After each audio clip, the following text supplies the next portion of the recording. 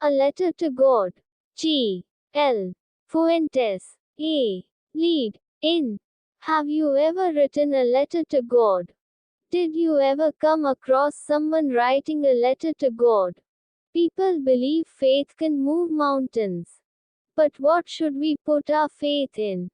This is the question this story delicately poses. Lencho is a farmer who writes a letter to God asking for a sum of money when his crops fail. Does Lencho's letter reach God? Does God send him the money? Think and try to answer these questions. Before you begin to read the story, try to imagine how it would develop and what conclusion it might arrive at. B. The text.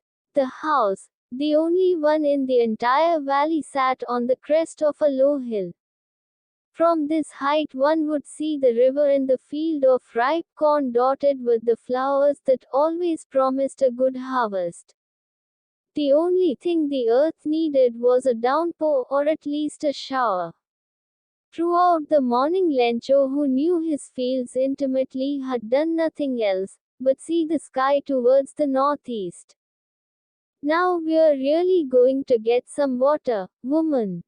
The woman who was preparing supper replied, Yes, God willing. The older boys were working in the field, while the smaller ones were playing near the house until the woman called to them all, Come for dinner. It was during the meal that, just as Lencho had predicted, big drops of rain began to fall. In the northeast, huge mountains of clouds could be seen approaching. The air was fresh and sweet.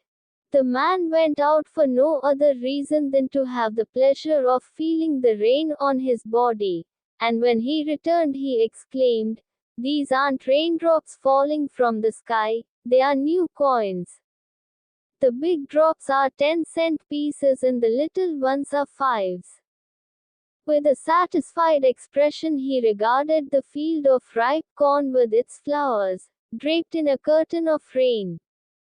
But suddenly a strong wind began to blow and along with the rain very large hailstones began to fall.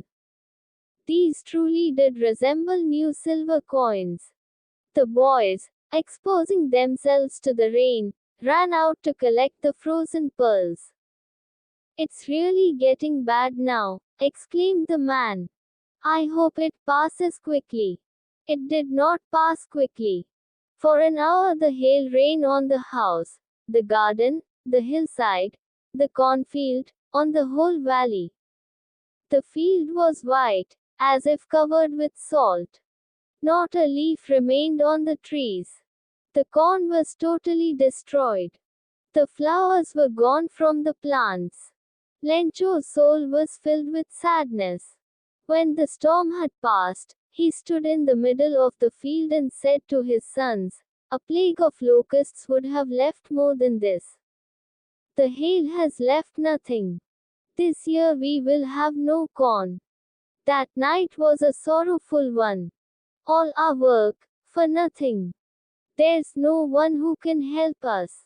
We'll all go hungry this year. But in the hearts of all who lived in that solitary house in the middle of the valley, there was a single hope, help from God. Don't be so upset, even though this seems like a total loss. Remember, no one dies of hunger. That's what they say. No one dies of hunger. All through the night, Lencho thought only of one hope, the help of God, whose eyes, as he had been instructed, see everything, even what is deep in one's conscience. Lencho was an ox of a man, working like an animal in the fields, but still he knew how to write. The following Sunday, at daybreak, he began to write a letter which he himself would carry to town and place in the mail. It was nothing less than a letter to God.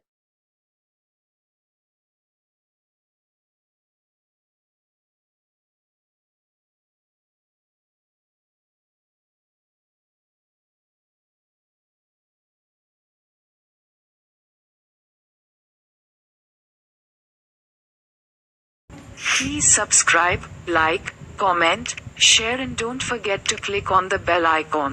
कृपया subscribe करें, like करें, comment करें, share करें और bell icon पर click करना न भूलें।